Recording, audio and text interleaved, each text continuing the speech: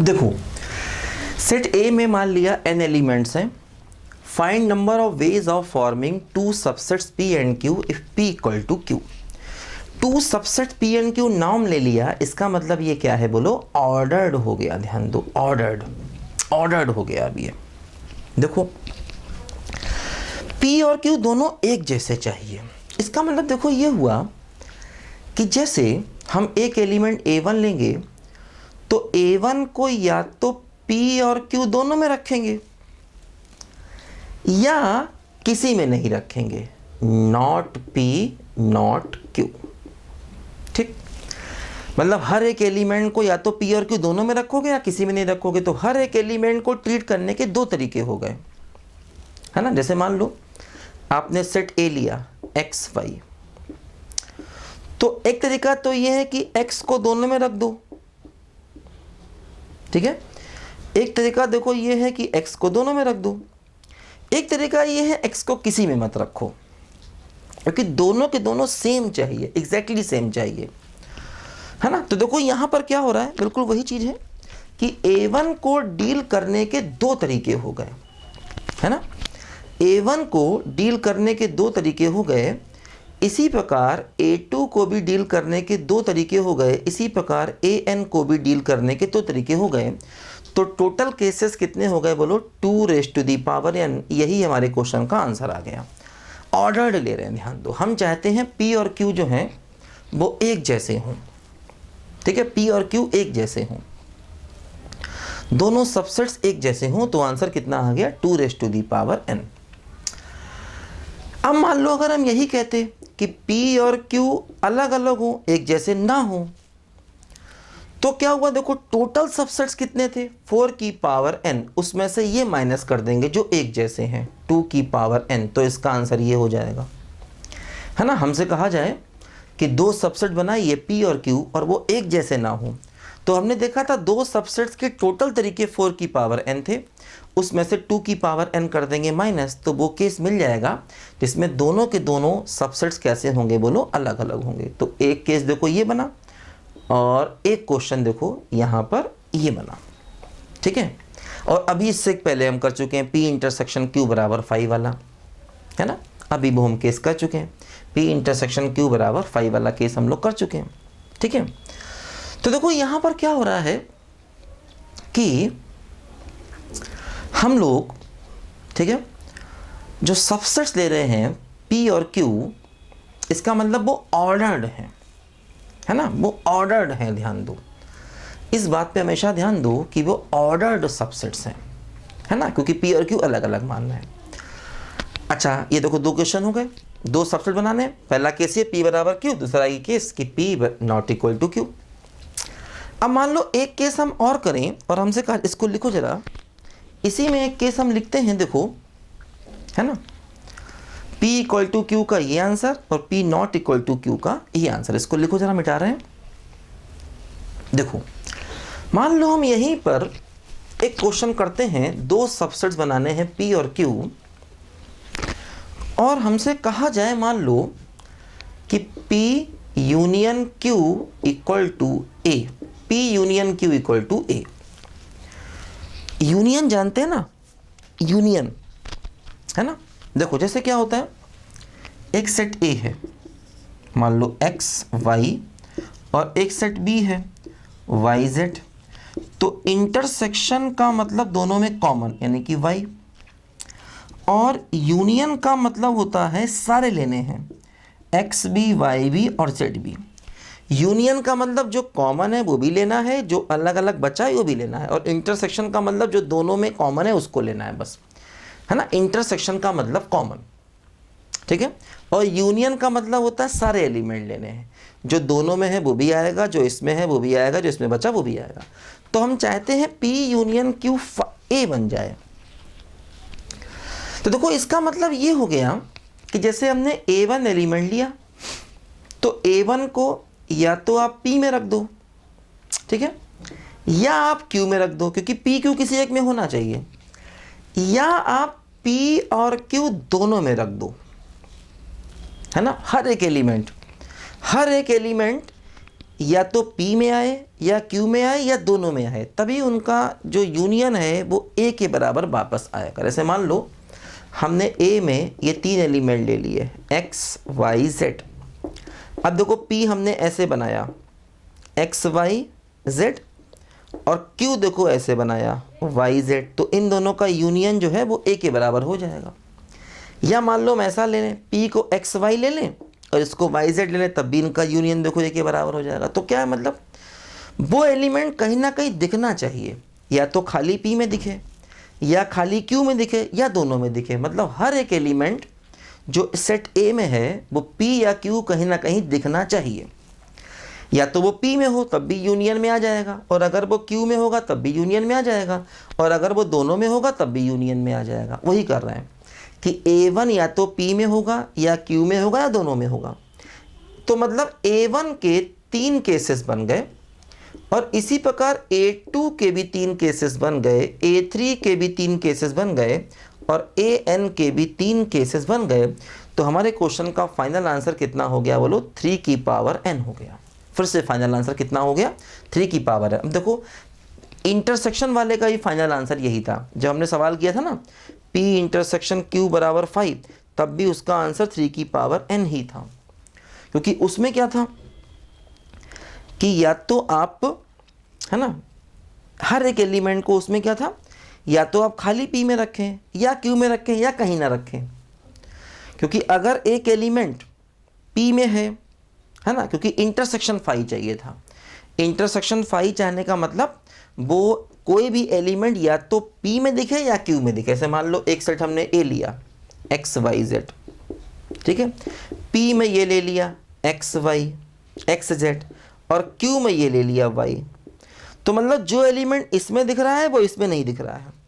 या ऐसा भी कर सकते हैं, अब देखो जैसे X इसमें दिख रहा है तो Y इसमें दिख रहा है, Z कहीं नहीं दिख रहा है, ऐसा भी हो सकता है।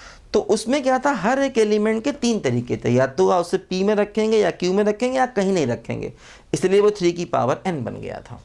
और यहाँ पर भी P यूनियन Q बराबर A भी 3 की पावर n बन गया, तो इसका आंसर भी 3 की पावर n हो गया। ठीक है, इसको लिखो जरा, मिटाना है बेटा, फिर से लिखो, जल्दी लिखो फटाफट। ठीक है, देखो अब मैं क्वेश्चन बदलता हूं। जैसे मान लो अगर मैं यहां पर क्वेश्चन चेंज कर दूं और मैं कह दूं कि P intersection Q has only one element, P और Q में केवल एक एलिमेंट आए, P इंटरसेक्शन Q में केवल एक एलिमेंट आए, तो दोनों में एक एलिमेंट कॉमन होना चाहिए, है ना, दोनों में एक एलिमेंट कॉमन, तभी वो इंटरसेक्शन में आएगा, सिर्फ एक ही कॉमन होना चाहिए। तो जैसे अब पहली बात तो ये कि वो कॉमन एलिमेंट कौन सा होगा।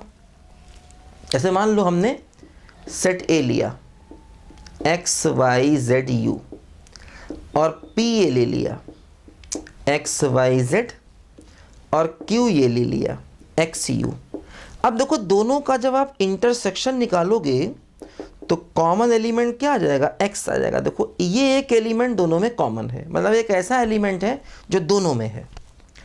अब वो दोनों में होने वाला एलिमेंट X भी हो सकता है, Y भी, Z भी, U भी, मतलब तो पहले कोई एक एलिमेंट हमें चुनना है जो दोनों में कॉमन हो, तो वो एलिमेंट NC1 वेज में ले लेंगे, एक एलिमेंट जो दोनों में कॉमन है, क्योंकि वो कॉमन एलिमेंट X भी हो सकता है, Y भी, Z भी, U भी, कोई भी हो सकता है। ठीक, तो आपने एक एलिमेंट ले लिया जो दोनों में डाल दिया आपने, क्योंकि दोनों में वो चाहिए, क्योंकि वो इंटरसेक्शन में आएगा, वो दोनों में चाहिए, वो P में भी चाहिए, वो Q में भी चाहिए, दोनों में डाल दिया। अब जो बाकी बचे n-1 एलिमेंट्स, जो सेट के बाकी बचे n-1 एलिमेंट्स, अब वो कोई भी एलिमेंट P Q दोनों में नहीं दिखना चाहिए। मतलब जैसे मान लो एक एलिमेंट बचा A1, अब A1 को या तो P में डालो या Q में डालो या कहीं नहीं डालो, नॉट P नॉट Q। ठीक, तो इसका मतलब बाकी जो एलिमेंट बचे उन सबके 3 वेज हो गए। जितने भी एलिमेंट बचे देखो वो कितने थे, n-1, सभी के 3 वेज हो गए।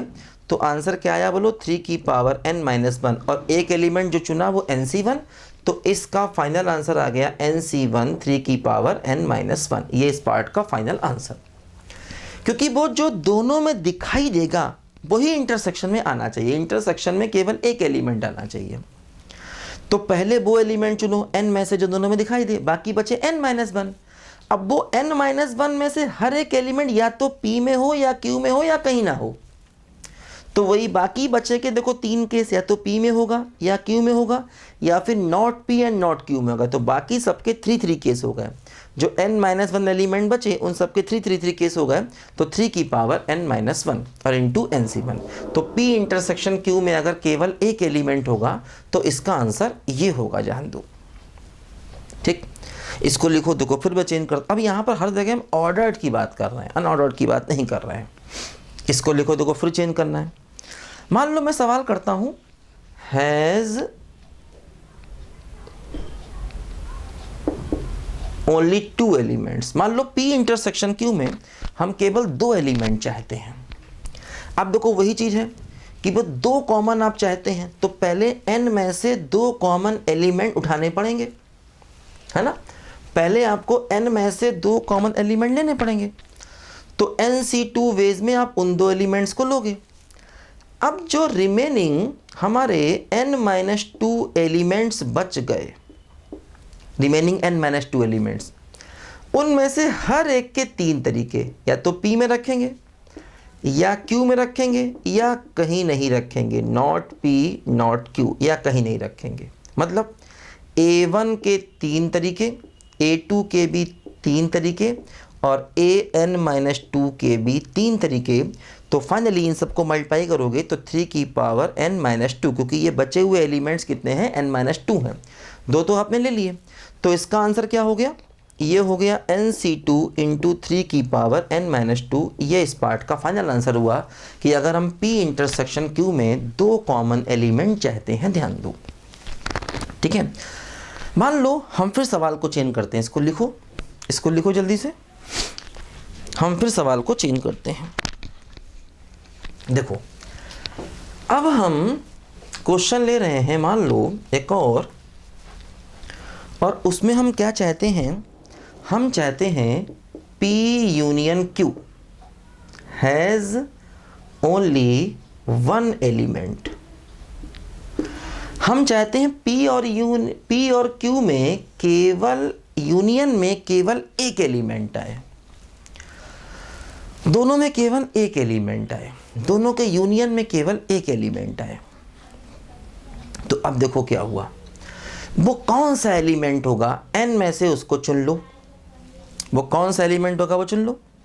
अब वो जो एलिमेंट तुमने चुना, देखो जैसे मान लो a ये है x y z, p में x है ना, और q में कुछ नहीं है, ठीक है। तो भी देखो इनके यूनियन में x आ जाएगा, x का मतलब एक एलिमेंट आ जाएगा, ठीक है। अच्छा, अब देखो वो जो एलिमेंट आपने, ऐसा भी हो सकता है कि p फाई हो जाए और q में x आ जाए, तब भी यूनियन में x आ जाएगा। तो मतलब जो तुमने एलिमेंट एक चुना है NC1 वेज में, वो एलिमेंट है ना। अच्छा, ऐसा भी हो सकता है कि P में भी x आ जाए और Q में भी x आ जाए, तब भी यूनियन में x आ जाएगा।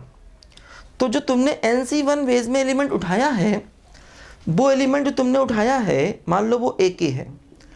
अब वो P में भी हो सकता है, Q में भी हो सकता है और दोनों में भी हो सकता है, ध्यान दो। तो इसीलिए उसके 3 वेज होंगे। मतलब पहले तुम एक एलिमेंट उठाओगे, उसको या तो P में रखोगे या Q में रखोगे या दोनों में रखोगे। तो मतलब उसके 3 वेज। तो NC1 वेज में एक एलिमेंट उठाया और उसके 3 वेज, तो इंटू 3, ये हमारे क्वेश्चन का आंसर हो गया। इसका मतलब जो बाकी एलिमेंट्स हैं वो ना तो P में रखने ना Q में रखने, वो कहीं नहीं रखने।